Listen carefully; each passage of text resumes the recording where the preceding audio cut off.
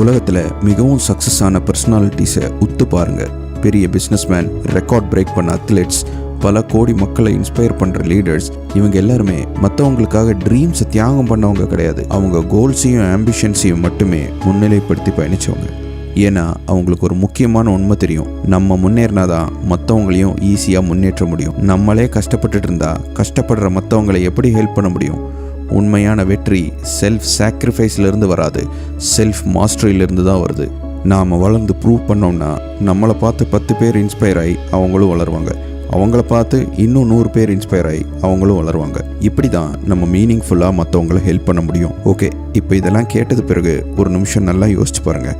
உங்கள் ட்ரீம்ஸை பேஸ் பண்ணி உங்கள் லைஃப்பை பயணிக்க போகிறீங்களா, இல்லை மற்றவங்களுக்காக ஏதோ ஒரு பாதையில் பயணிக்க போகிறீங்களா?